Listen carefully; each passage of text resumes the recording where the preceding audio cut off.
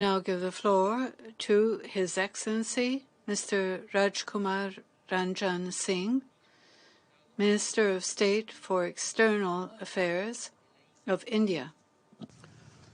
Thank you, Mr. President. Let me begin by congratulating Mexico for assuming the presidency of the United Nations Security Council during the month. I would also like to convey best wishes and greetings of my Prime Minister to the President of Mexico, His Excellency Andres Manuel Lopez Obrador. India and Mexico have a special relationship, and it is indeed an honor for me to represent my Prime Minister in today's meeting. I would like to thank His Excellency Secretary General Antonio Guterres and the civil society briefer, who is a noted indigenous affairs expert, Ms. Lourdes Tiban Guala, for their insight on the topic of today's open debate.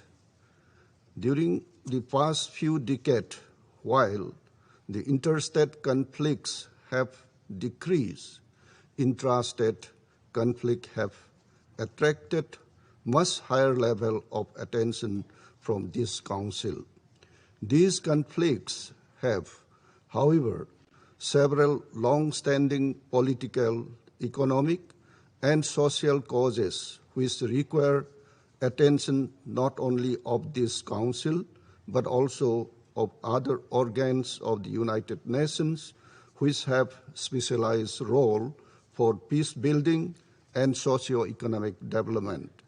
There is clearly much to be done to help the country in intrastate conflict to achieve sustainable peace. In this context, let me offer a few observations. First, the international effort in the maintenance of peace and security needs to be inclusive.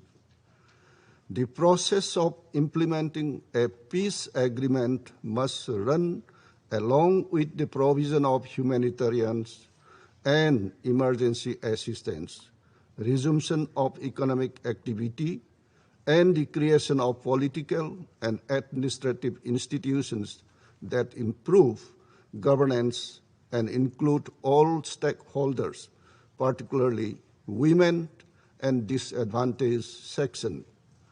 We also need to avoid politicizing humanitarian and developmental assistance in conflict situations.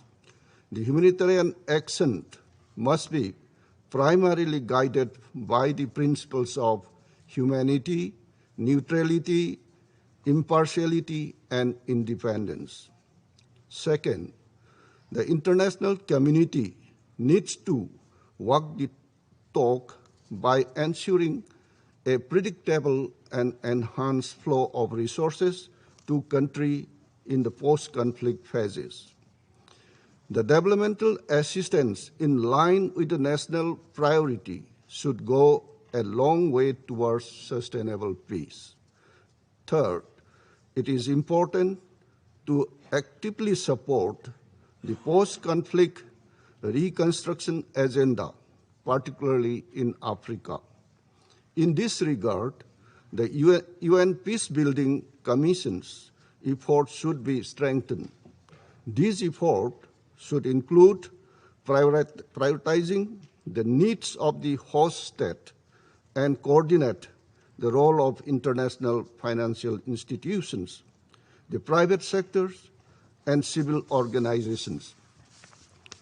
Fourth, some regional and sub-regional organizations have become more capable of addressing the conflict situations, and member states have reposed faith increasingly in their capacity.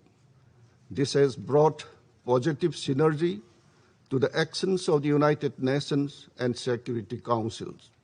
The Security Council has the responsibility to support this trend and encourage and enable those regional and sub-regional organizations. We believe that the existing framework of cooperation, such as the joint UN-AU framework for an enhanced partnership in peace security, needs to be implemented more proactively. In this regard, initiatives such as AMISOM's G5 Sahel Joint Force and Multilateral Joint Task Force needs more robust support from the Security Council and the international community. Fifth, the spread of terrorism, particularly in the countries facing conflicts, can reverse the effort of the international community. It is therefore imperative that terrorism in any form or manifestation is condemned, and those supporting it any manner are held responsible. Mr. President, exclusion, inequality, and conflict are relevant to the functioning of this Council as well. The persisting exclusion and inequality in the membership of the Security Council needs to be addressed. The international structure for maintaining peace and security and peace building need to be reformed.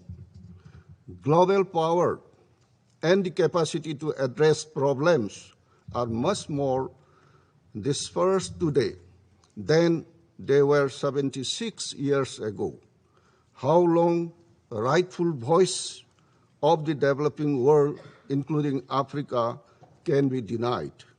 We are, therefore, convinced that the reform multilateralism with the reform of the UN Security Council at its core is crucial for dealing with the complex challenges of today's world. Mr. President, India has always strived to foster global solidarity across the world with our development partnership effort, fully respecting national priorities and ensuring that our assistance remain demand-driven, contribute to employment generations and capacity building, and those not create indebtedness. This is particularly true in countries in post-conflict phase. Whether it is with our neighbors under our neighborhood first policy, or with African partners, or with other developing countries, India has remained and will continue to be a source of strong support to help them build back better and stronger. I thank you, Mr. President.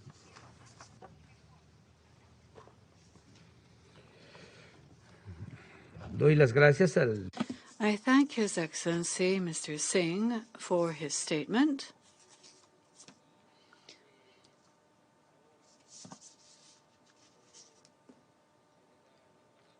And now I give the floor